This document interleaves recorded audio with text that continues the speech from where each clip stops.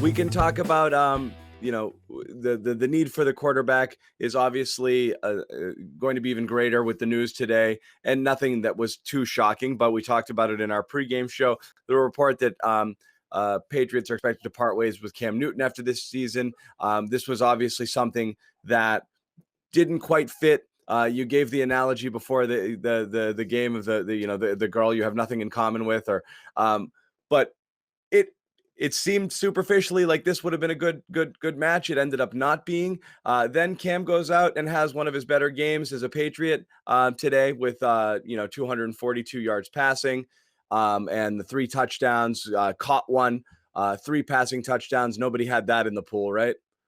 Nobody had that in the pool, and not to take anything away from Cam Newton, but 2 of those touchdowns really all 3 of them were busted coverages, or just the Jets kind of having no interest in covering anybody, especially the Sony Michel one. But Devin Asiasi looked like they kind of busted that coverage a little bit too. And then the first one, James White, they just kind of let him wide open underneath the defense for that little ankle route for the touchdown. So not exactly the most difficult touchdown passes that Cam Newton has ever thrown, but it was fun to see on some level. And I don't want to get too caught up in this, but in some level, it's been a really difficult season for Cam. He's been extremely critical of himself. So to see him be able to go out like that and at least enjoy himself and actually put the team on his back once again, that good for him, right? Not doesn't mean anything about the future. It doesn't change anything about the Patriots' plans beyond this season, but at least good for Cam to have that moment here at Gillette to finish it off like that on the right foot, where it went so wrong for so many games. It was good to see it end on the right foot.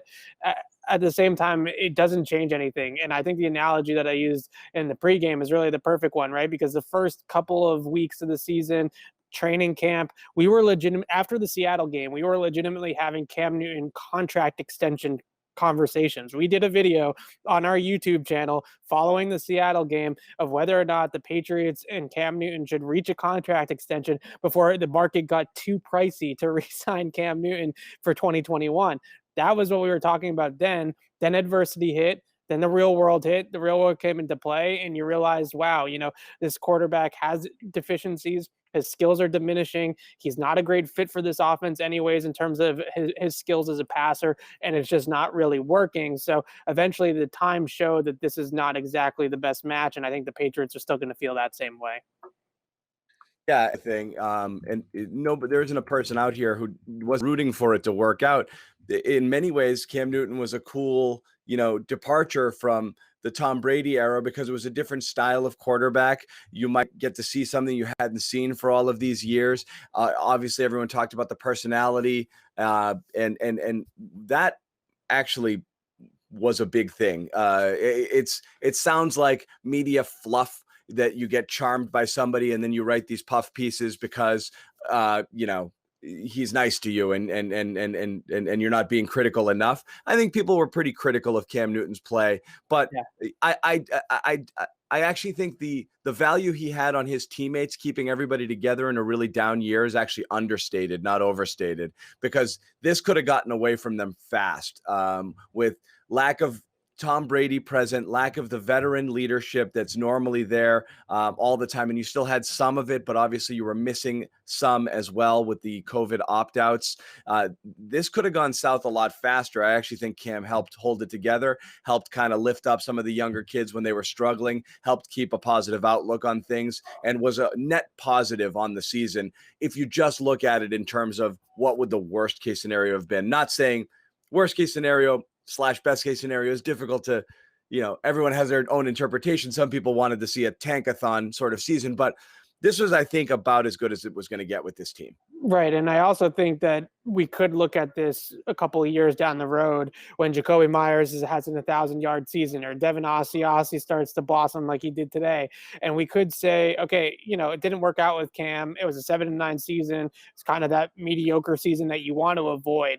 But at the same time, the development of some of the young players, not all of the young players, N'Keal Harry hasn't really developed the way that they would hope even with Cam. But in reality, a lot of these younger players, like a Jacoby, like a Devin Asiasi, I think ultimately benefited a whole lot from having Cam's positive energy and having Cam's leadership, and sort of looking at it more from a big brother instead of a parent-child standpoint. It was really like Cam was their big brother. And I think that that is something that they are going to take moving forward, whether Cam is here or not. So that's all well and good. No one's making excuses for his play for most of the season. His inconsistencies as a passer have just really kind of manifested themselves in a lot of ways in this scheme, in this system, that if they're going to want to continue with Cam, which it sounds like they don't anyways, but if they were to continue with Cam, then I think that they would really need to alter the entire passing scheme and the way that they throw the football. Because if you're going to, be predicated on timing and accuracy and precision passing and efficiency in the short part of the field, this quarterback is not the answer for you. So if you want that guy, those guys are available, whether it's in the free agency or veteran market or in the draft, and we're going to talk all about them for the next 6 months or whatever it's going to be. But it's not going to be Cam Newton. Yeah. And it's, as you said, it was good that Cam could go out with a relatively positive effort today in what is likely his last game, even if it cost the Patriots a couple of slots here in their draft positioning. N'Keal Harry was active, correct?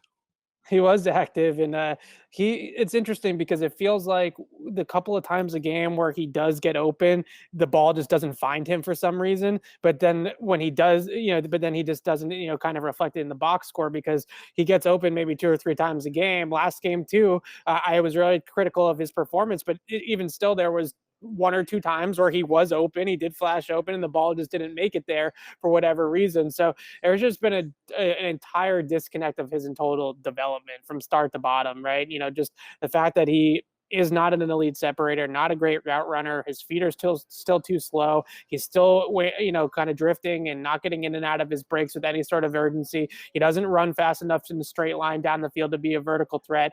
And then when they do have those blips of, he flashed open here, he flashed open there, the quarterback isn't finding him, and the ball is not finding him. So it's just been an abject disaster with N'Keal Harry all for 2 years really going now, of not being able to find those moments where he does get open, or the scheme helps him get open, or wherever the case may be, and you're not able to kind of combine those with production.